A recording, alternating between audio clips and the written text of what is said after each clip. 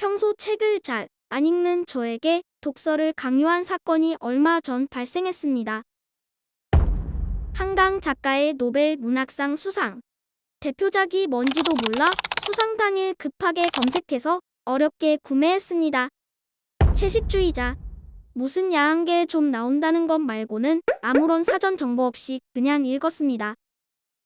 이상한 여자가 나와서 이상한 짓을 하더니 갑자기 야한 게 막 나옵니다.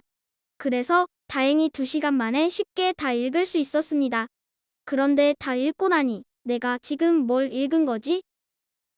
혼란스러운 머릿속을 추스르며 나름 정리를 해봤습니다. 무독서, 무지성자의 채식주의자 리뷰 시작합니다. 이 책은 1, 2, 3부에 서로 연관된 이야기를 한 편으로 묶은 소설집입니다. 1부 채식주의자. 평범한 남자랑 결혼해서 평범하게 살던 영애란 인물이 언제부턴가 이해할 수 없는 기괴한 꿈을 반복해서 꾸고 갑자기 고기 먹기를 거부하고 채식주의자가 된다. 그리고 그녀의 이해할 수 없는 행태를 둘러싼 남편과 친정가족들의 반응 속에서 가족관계가 얼핏 드러난다. 사랑 없이 결혼한 남편, 가부장적인 월남 참전용사 출신 친정아버지, 맨 바닥에서 자수성가한 생활력 강한 굳센 언니, 거기에 얹혀 사는 무능한 예술가 형부 등 이들은 영애의 병든 마음과 어떻게 얽혀 있을까? 2부 몽고 반점. 영상 작품 활동을 하는 그저 그런 작가로 활동하는 영애의 형부의 입장에서 이야기가 전개된다. 영애의 기이한 채식주의 행태는 계속되고 우연히 영애가 엉덩이에 몽고 반점이 있다는 걸 알게 된 형부는 바로 그 몽고 반점에서 성적 욕구와 예술적 영감이 폭발한다. 이해하기 힘든 처제와 형부 간의 기괴한 예술행위 끝에 가족관계는 파탄에 이른다. 야한 얘기에 빠져들어 읽다 보니 어느새 이 장편 시리즈는 결말로 향하고 3부 나무 불꽃. 영애의 언니로 화자가 전환된다. 정신병원에 입원해 음식 섭취를 모두 거부하고 죽어가는 영애를 돌보는 언니. 고집스럽게 죽음으로 내달리는 영애를 보며 언니 이내는 분노와 좌절에 휩싸이는데 어느 순간 자신의 내면에서 영애와 똑같은 공허함을 발견한다. 겉으로 보기에 평범하게 나름 잘 살던 인생이지만 어릴 적 아버지의 폭력, 무심하고 무능한 남편, 오롯이 자신이 책임져야 할 아들, 그리고 눈앞에 이 대책 없는 어린 여동생까지 모든 걸 아무 저항 없이 떠안고 자기 자신을 완전히 상실한 채 여기까지 흘러왔다는 걸 깨닫는다. 결국 영애라는 정신 이상한 여자로부터 이야기가 시작됐지만 알고 보니 그녀의 형부도 그녀의 언니도 내면에 뿌리 깊은 손상과 결핍을 안고 병든 일생을 살았던 것. 그리고 어쩌면 이 이야기는 괴랄한 한 가족의 유별난 이야기가 아니라 우리 모두의 이야기일 수도 있지 않을까?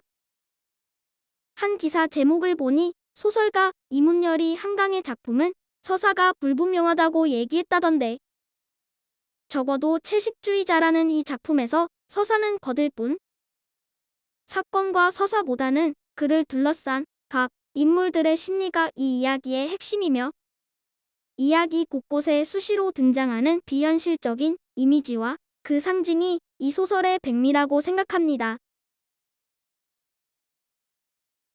영애의 꿈속에 계속해서 등장하는 이미지는 가부장적 폭력과 그 폭력에 저항하지 못하고 무력하게 폭력에 먹혀버리는 영애 자신을 상징한다. 한때 살아있었던 생명체는 결국 살해되어 고깃덩어리가 되고 사람들은 아무렇지 않은 듯 그 고기를 맛있게 먹는다. 그리고 영애 자신의 뿌리 깊은 내면의 상처는 고기로 형상화되어 현실에서 고기에 대한 거부 반응으로 나타나게 된 것. 몽고 반점은 아기와 같은 태초의 순수를 상징한다. 아기가 크고 어른이 되면서 그 순수함은 어느새 사라지지만 영애는 성인이 돼서도 몽고 반점을 가지고 있다. 태초의 순수란 사유화되지 않은 인간의 본능을 내포하고 있고 영애의 형부는 일생 동안 억압됐던 자신의 본능을 몽고반점과 꽃이라는 상징을 통해 폭발시킨다. 3부에 등장하는 나무는 생명력의 상징이라기보다는 굳은 채 움직이지 않는 죽은 나무의 느낌이다. 영해는 나무에서 꽃을 피우는 상상을 하지만 그렇게 되지는 못한다. 그리고 결국 영해는 동물로서의 본성을 모두 버리고 나무로 죽어간다. 또 숲속 나무가 여러 그루 단체로 등장하는 것은 영해 하나가 아니라 영해를 둘러싼 여러 사람들이 모두 같이 죽어감을 뜻하는 것 아닐까? 3부에 등장하는 나무의 의미가 가장 이해하기 어려웠는데 잘 몰라도 썰은 풀 수 있는 거고 그게 이런 문학 작품의 묘미 아닐까? 다 읽고 나서 그 의미를 다시 곱씹어보게 만드는 작품. 해석의 여지가 크고 감상이 다양해서 많은 사람들과 침튀기며 얘기할 거리가 많은 작품. 한강 작가의 채식주의자는 그런 의미에서 추천할 만한 꽤 훌륭한 작품입니다.